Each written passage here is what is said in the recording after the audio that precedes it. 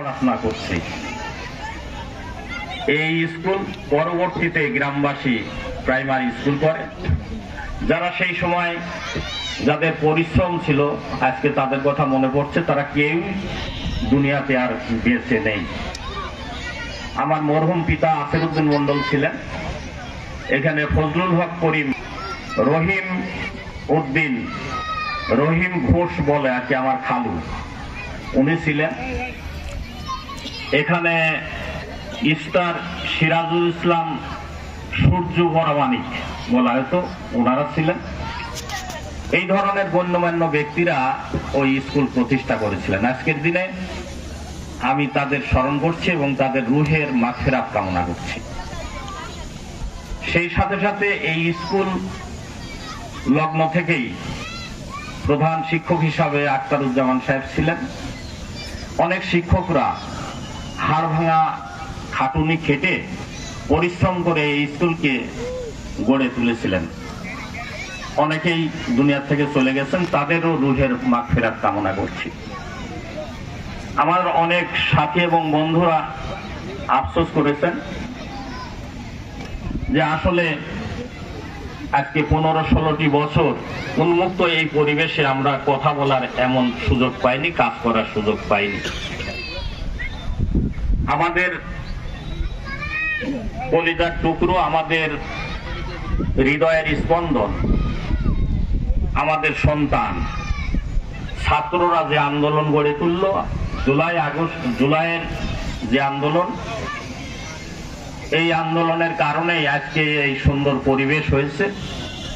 যারা সারা দেশ, ঢাকা থেকে সারা দেশে জীবন দিয়েছে, ওই ছাত্রদেরকেও আমি স্মরণ করছি। ছাত্র জনতা হয়ে গিয়েছিল, শুধু ছাত্র ছিল না, পরবর্তীতে পথচারী, রিক্সা চালক, দোকানদার সকলেই ওই আন্দোলনে শরীক হয়ে গেছিল, অনেকেই জীবন দিয়েছে। এই জন্য রংপুরের আবু সাইদের জীবন দেওয়া থেকে শুরু করে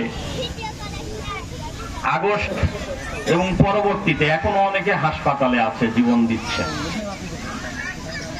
তাদের সকলের রুহের মাগফিরাত কামনা করছি। আল্লাহ যেন তাদের এই জীবন দানের বদৌলতে তাদেরকে আল্লাহ যেন জান্নাতের উচ্চ মাকাম দান করেন। সম্মানিত সুধী মণ্ডলী, আমার অনেক বক্তাই বলে গেছেন বিল্ডিং আসলে শিক্ষা নয়, শিক্ষা হচ্ছে গাছতলা। তো আমি বলছি যে ওই প্রাইমারি স্কুলে যখন ওখানে বাঁশের ঝাড় ছিল, আমি নিজে দেখেছি শিক্ষকরা ওই বাঁশের ঝাড়ের নিচে 1 অক্ষে 1, 2 অক্ষে 2, 3 অক্ষে 3 পড়াইতেন। ওইসব ছাত্ররা কিন্তু আজকে খুব উন্নত ছাত্র হয়েছে, সমাজ গঠনের কারিগর হিসাবে তারা কাজ করছে। অনেক বিল্ডিং আছে কিন্তু শিক্ষা নেই। এটা আমাদের পীড়া দেয়, এটা আমাদের কষ্ট যোগায়।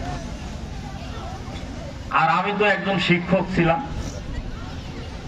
ভালো শিক্ষক ছিলাম না, শিক্ষকতা করতাম।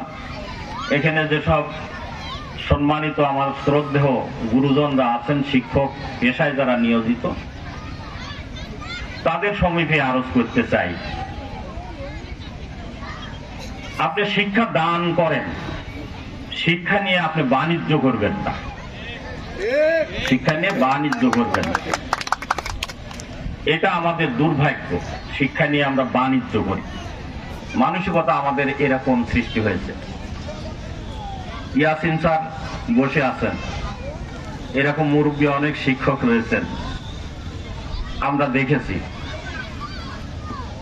সন্ধ্যার পরে ছাত্রদের বাড়িতে বাড়িতে যেতেন, গার্জেনকে ডাকতেন, ছাত্র এখনো বাড়িতে ঢুকে নাই কেন? যে কে যেন বললেন যে হাতে ছড়ি নিয়ে ঘুরত। এরকম শিক্ষক ছিল, এই কারণেই আমরা গড়ে উঠছি। আমি বলছি যে আমি ভালো শিক্ষক ছিলাম না, কিন্তু আমার ক্লাস ছিল 45 মিনিটের। আমি 45 মিনিটের ক্লাস নেওয়ার জন্য 1 ঘন্টা পড়াশোনা করে তারপরে ক্লাসে ঢুকতাম।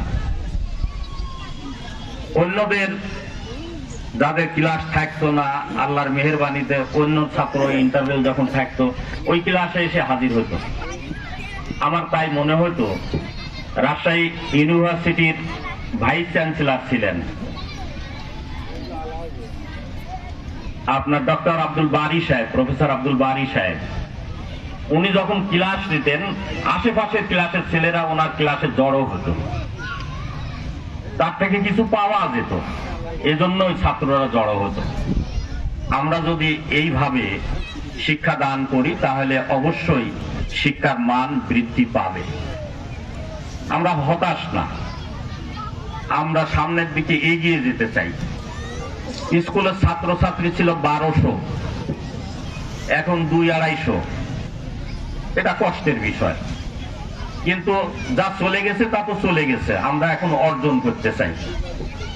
এই জন্য নতুন প্রধান শিক্ষক এসেছে, তার সহকর্মী সহপাঠী যেসব ভাই এবং বোনেরা আছেন তাদেরকে বিনীতভাবে অনুরোধ করব, আপনাদের শিক্ষার মান বৃদ্ধি করবেন, আপনাদের প্রতিষ্ঠানের যাতে সুনাম চতুর্দিকে আবার ছড়িয়ে পড়ে, আবার যেন ছাত্রদের এবং অভিভাবকদের প্রতিযোগিতা শুরু হয় এই স্কুলে। সম্মানিত সুধী মণ্ডলী, আমি সেদিনকে আমার কলেজে, ওই কলেজের শিক্ষকতা করতাম, ওই কলেজই এবারে আবার এই সভাপতি বানিয়েছে।